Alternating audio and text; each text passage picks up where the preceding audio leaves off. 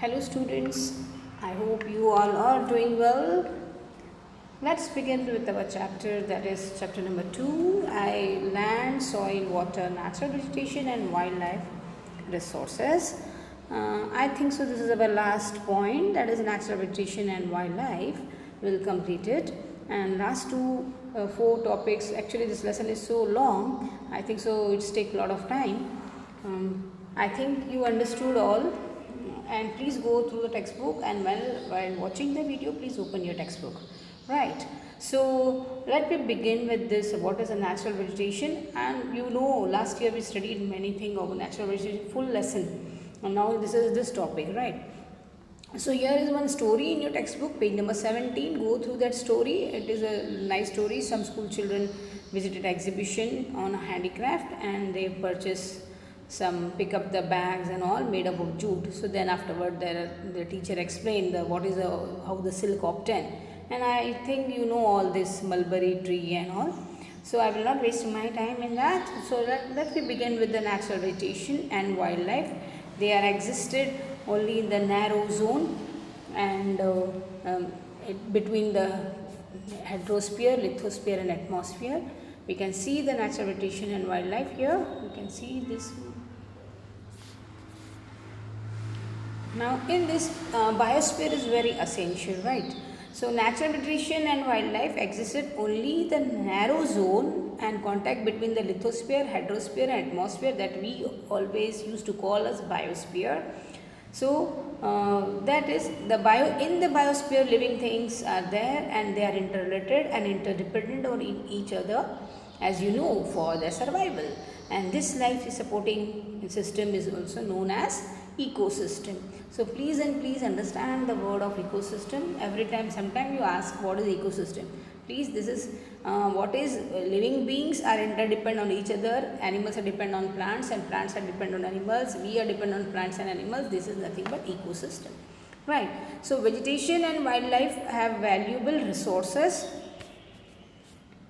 So valuable resources, they are innumerable uses of plants. Wildlife includes animal, birds, insect as well as aquatic life forms. They provide us milk, meat, hides of wool, insects like bees, honey, they give us honey, helps the pollution of the grains or flowers, which play a very important role for the decomposition in the ecosystem. The decomposer means they have to digest in their stomach, or we also, if we eat the plant, we are the decomposer. Right. Then we will see few things. The birds feeds on the insect. How they become decomposer? The bird feed on the insect and act as a decomposer as well. So animals, big or small, all are integrated to maintaining balance in the ecosystem. You can see this, and please open your textbook and you see the figure 2.11, where you also see the figure 2.12. Right. So do you know one is the vulture in an Indian subcontinent where dying nowadays of the kidney failure shortage after the starving livestock treated with the decofolian, a painkiller that is similar to aspirin. The first are being banned to drug the livestock used for the bread, the vulture. Actually, vulture looks very dirty animal, but it's it's a benefit for our ecosystem. Why? Because he eats all the garbage or whatever things, he remove all the insects which is harmful for us. So he is a very friend for some time, for like crow, vulture. These are the friends for the human beings. Right. Then we will see there are major vegetation in the world: forest, grassland, scrubs and tundra. We are going now wildlife. Let me discuss some few things on the wildlife. That the vulture, due to the ability, it is feeded on the dead livestock called the scavenger and consider a vital cleaner of the environment, and so the animals big and small all are integrated and maintaining the balance of ecosystem. You can understand this thing. And one more thing I would like to tell you here, that is if suppose if the bees are providing us honey, they helps to pollution of the flowers and they have an important role to play as a decomposer. Even honey bee is a decomposer in the ecosystem. They are, we feel very small, but they work more and they are very significant for us actually, So now we will talk about the distribution of the vegetation. Now natural distribution of natural vegetation. Now evergreen forest and deciduous forest. You must knowing from long time. Last year we studied whole lesson on this. Now this is the distribution of natural vegetation. The growth of natural vegetation depend primarily on the temperature and moisture. And the major vegetation types of the world are in the, I told you, forest, grasslands, scrubs and tundra. Tundra means very cold region, as you know, right?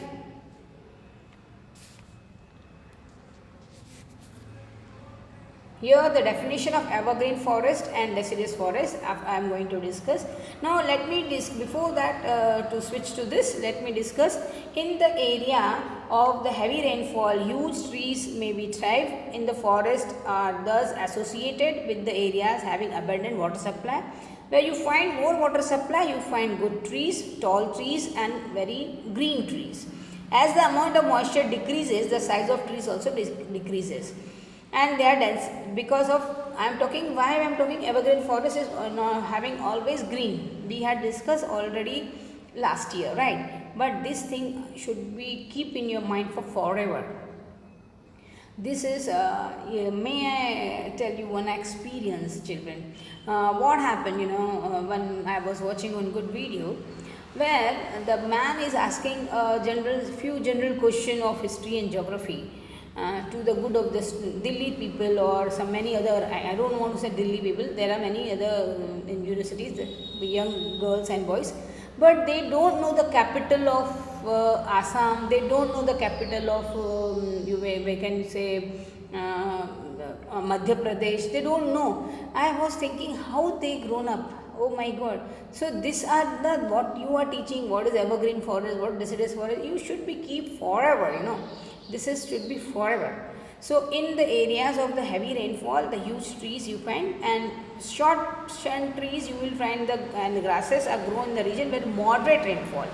And you should know this, whatever the trees are growing is as per the temperature and the rainfall. You can see the moisture also. Vegetation is depend on these two factors, Thorny scrub forest or dry areas are always low rainfall. In such areas, the plants have deep rooted and they have thorny and waxy surface and reduces loss of moisture through the transpiration. When you see in the thorny scrub like aloe vera and all, right? Then we will talk about tundra region. Tundra vegetation is cold and polar regions compressed most into lichens that we had already studied in last year. Polar region where ice is there, you can find tundra region. Forest is broadly divided into or classified into, I can say, evergreen forest and deciduous forest. Now they depend when there is a shade of the leaves. What is evergreen forest? Evergreen forest do not shade their leaves simultaneously in the season of year, and deciduous forest shade the leaves as per the season to conserve loss of moisturizer throughout the transpiration. So let me tell you that deciduous forest we can find more in Maharashtra. Maharashtra having semi-deciduous and deciduous also, even evergreen some part. But evergreen forest mostly you find Andaman Nicobar and all. So the evergreen forest used to, both types of the forest are classified in the tropical temperate based in the location of different latitude. They have in different latitudes. You have learned detail in the various forest type, their distribution and the association of animal life and the previous classes. You are studied last year, we had discussed all. Today we have more people in the world that they were have 2 centuries back. To feed the growing numbers, large areas of forest have been cleared and they are started growing crops, as you know. And the forest covered almost all over the world is vanishing rapidly, and there is urgent need to conserve these valuable resources.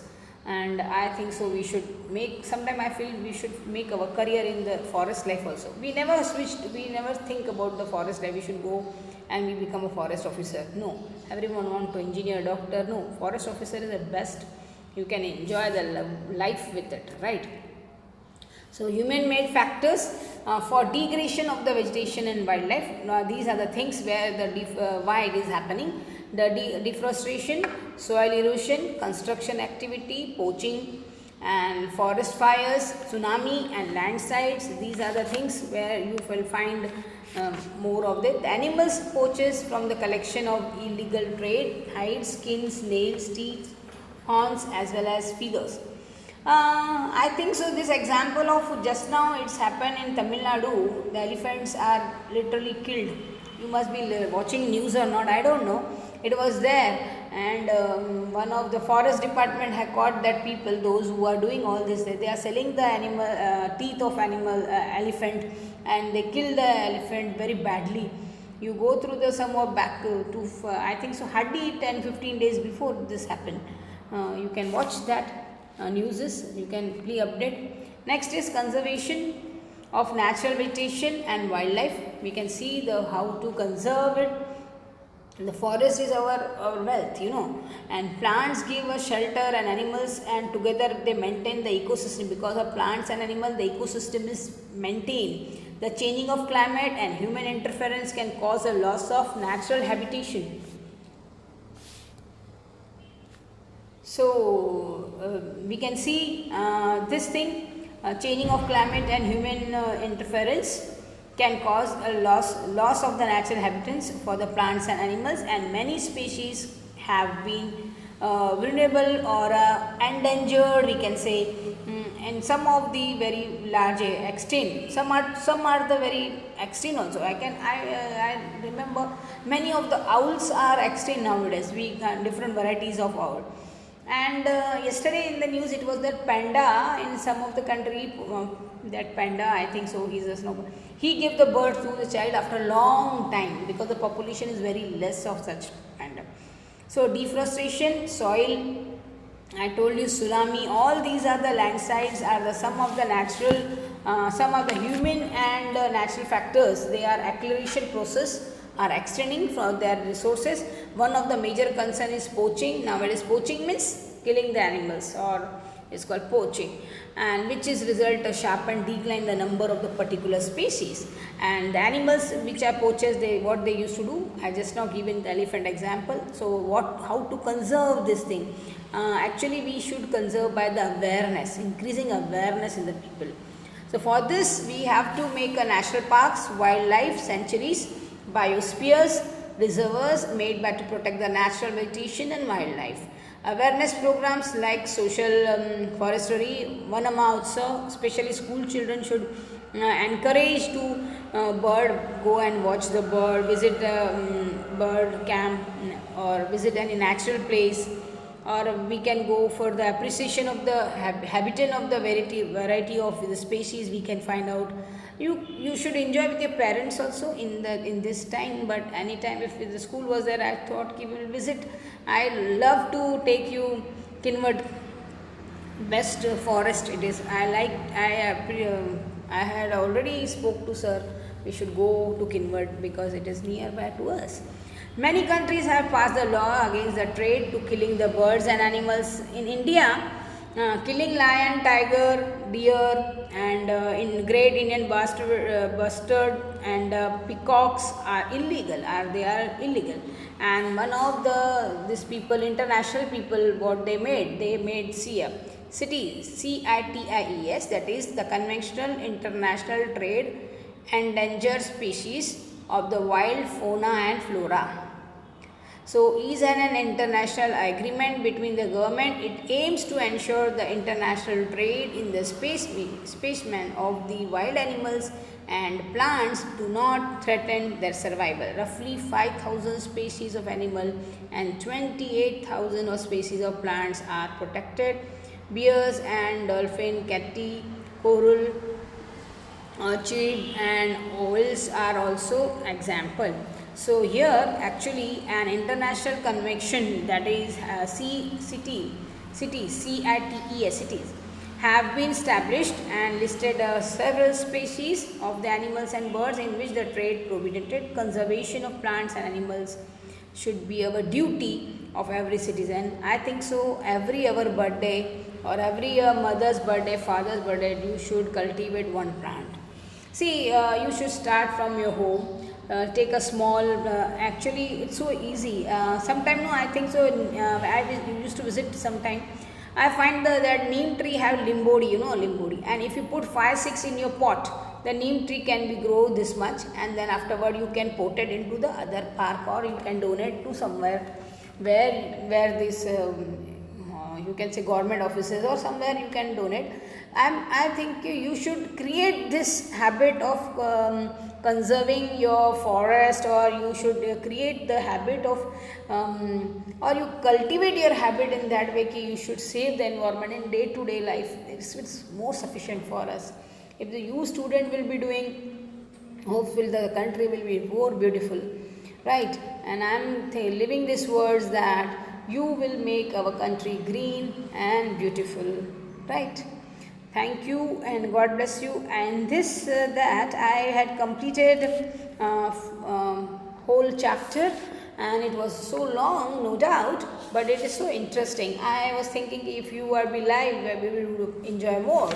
But okay, I try my level best to make you this chapter easier and to understand. And there is a worksheet. Please and please send the worksheets. Do your work on time. And let me tell you, my dear children, your worksheets carries the marks. If you're not sending the worksheet, the marks will be not given. Then you can't say anything, right?